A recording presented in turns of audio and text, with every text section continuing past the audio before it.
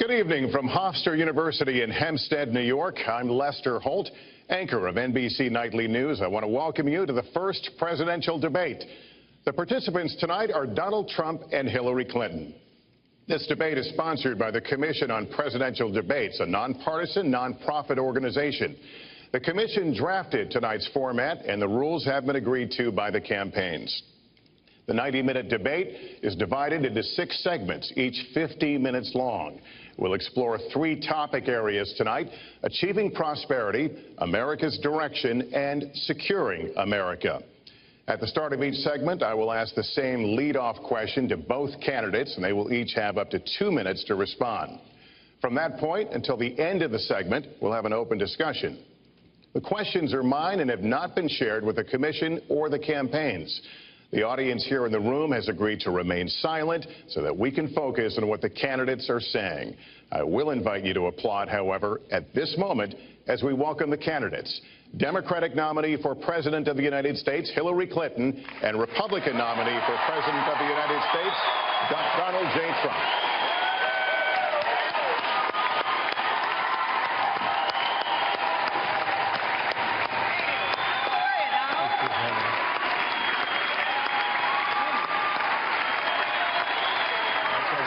Good luck to you. Trump, good luck to you.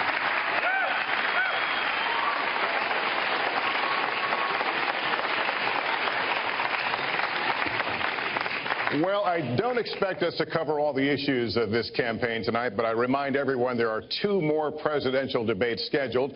We are going to focus on many of the issues that voters tell us are most important, and we're going to press for specifics. I am honored to have this role, but this evening belongs to the candidates and just as important to the American people. Candidates, we look forward to hearing you articulate your policies and your positions, as well as your visions and your values. So, let's begin. We're calling this opening segment Achieving Prosperity, and central to that is jobs. There are 2 economic realities in America today. There's been a record 6 straight years of job growth, and new census numbers show incomes have increased at a record rate after years of stagnation. However, income inequality remains significant, and nearly half of Americans are living paycheck to paycheck.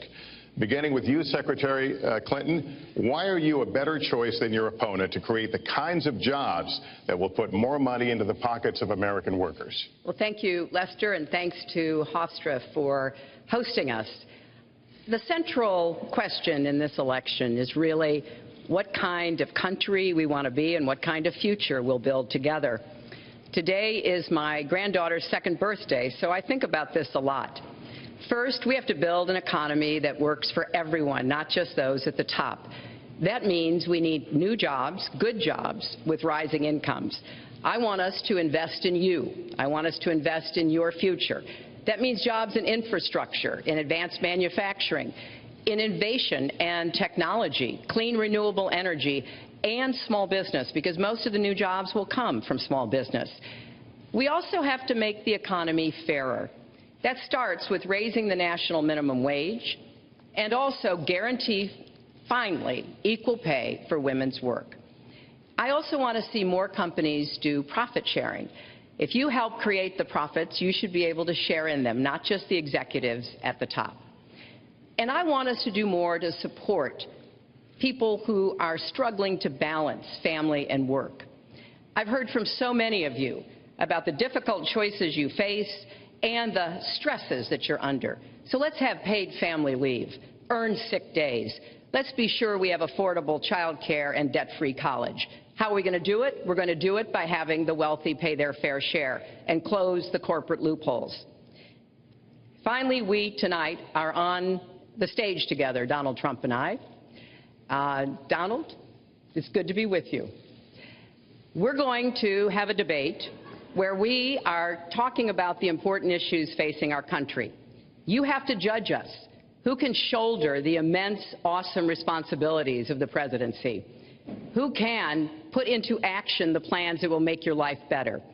I hope that I will be able to earn your vote on November 8th. Secretary Clinton, thank you. Mr. Trump, the same question to you. It's about putting more money into the pockets of American workers. You have up to 2 minutes. Thank you, Lester. Our jobs are fleeing the country. They're going to Mexico. They're going to many other countries. You look at what China is doing to our country in terms of making our product. They're devaluing their currency, and there's nobody in our government to fight them. And we have a very good fight, and we have a winning fight, because they're using our country as a piggy bank to rebuild China, and many other countries are doing the same thing. So we're losing our good jobs, so many of them. When you look at what's happening in Mexico, a friend of mine who builds plants said it's the 8th wonder of the world. They're building some of the biggest plants anywhere in the world, some of the most sophisticated, some of the best plants. With the United States, as he said, not so much. So Ford is leaving. You see that, their small car division leaving. Thousands of jobs, leaving Michigan, leaving Ohio. They're all leaving, and we can't allow it to happen anymore. As far as child care is concerned and so many other things, I think Hillary and I agree on that. We probably disagree a little bit as to numbers and amounts and what we're going to do, but perhaps we'll be talking about that later. But we have to stop our jobs from being stolen from us. We have to stop our companies from leaving the United States, and with it, firing all of their people. All you have to do is take a look at Carrier Air Conditioning in Indianapolis. They left, fired 1,400 people. They're going to Mexico. So many, hundreds and hundreds of companies are doing this. We cannot let it happen. Under my plan, I'll be reducing taxes tremendously, from 35% to 15% for companies, small and big businesses. That's going to be a job creator like we haven't seen since Ronald Reagan. It's going to be a beautiful thing to watch. Companies will come, they will build, they will expand, new companies will start, and I look very, very much forward to doing it. We have to renegotiate our trade deals, and we have to stop these countries from stealing our companies and our jobs. Secretary Clinton, would you like to respond? Well, I think that trade is an important issue. Of course, we are 5% of the world's population. We have to trade with the other 95%. And we need to have smart, fair trade deals. We also, though, need to have a tax system that rewards work and not just financial transactions. And the kind of plan that Donald has put forth would be trickle-down economics all over again. In fact, it would be the most extreme version, the biggest tax cuts for the top percent of the people in this country than we've ever had. I call it trumped-up trickle-down, because that's exactly what it would be. That is not how we grow the economy. We just have a different view about what's best for growing the economy, how we make investments that will actually produce jobs and rising incomes. I think we come at it from somewhat different perspectives. I understand that. You know, Donald was very fortunate in his life, and that's all to his benefit. He started his business with $14 million borrowed from his father, and he really believes that the more you help wealthy people, the better off we'll be, and that everything will work out from there. I don't buy that. I have a different experience. My father was a small businessman. He worked really hard. He printed drapery fabrics on long tables where he pulled out those fabrics and he went down with a silk screen and dumped the paint in and took the squeegee and kept going. And so what I believe is the more we can do for the middle class, the more we can invest in you, your education, your skills, your future, the better we will be off and the better we'll grow. That's the kind of economy I want us to see again. Let me follow up with Mr. Trump if I can. You've talked about creating 25 million jobs, and you've promised to bring back millions of jobs for Americans. How are we going to bring back the industries that have left this country for cheaper labor overseas? How specifically are you going to tell American manufacturers that you have to come back? Well, for one thing, and before we start on that, my father gave me a very small loan in 1975, and I built it into a company that's worth many, many billions of dollars with some of the greatest assets in the world. And I say that only because that's the kind of thinking that our country needs. Our country's in deep trouble. We don't know what we're doing when it comes to devaluations, and all of these countries all over the world, especially China, they're the best ever at it. What they're doing to us is a very, very sad thing. So we have to do that. We have to renegotiate our trade deals. And Lester, they're taking our jobs, they're giving incentives, they're doing things that, frankly, we don't do. Let me give you the example of Mexico. They have a VAT tax. We're in a different system. When we sell into Mexico, there's a tax. When they sell in automatic, 16% approximately. When they sell into us, there's no tax. It's a defective agreement. It's been defective for a long time, many years, but the politicians haven't done anything about it. Now, in all fairness to Secretary Clinton, yes, is that okay? Good. I want you to be very happy.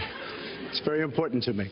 But in all fairness to Secretary Clinton, when she started talking about this, it was really very recently. She's been doing this for 30 years. And why hasn't she made the agreements better?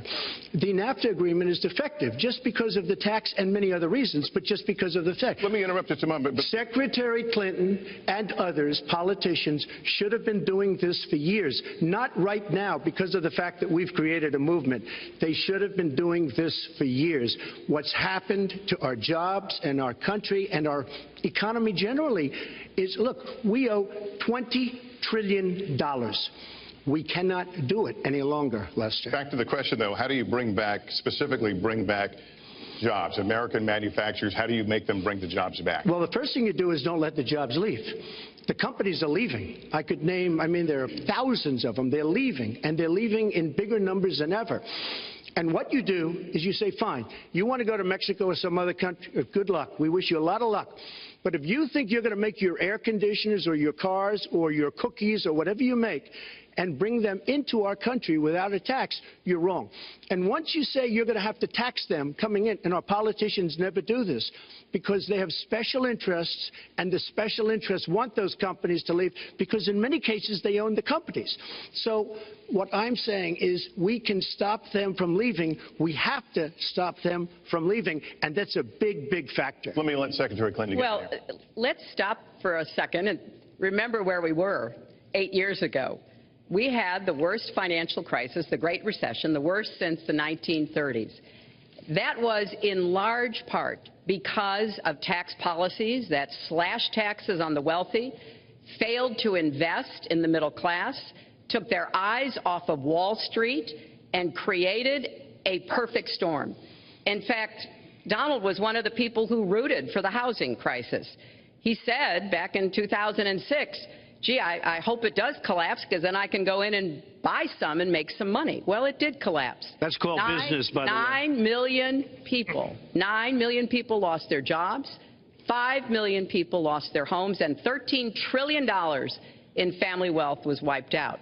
Now, we have come back from that abyss, and it has not been easy. So we're now on the precipice of having a potentially much better economy, but the last thing we need to do is to go back to the policies that failed us in the first place.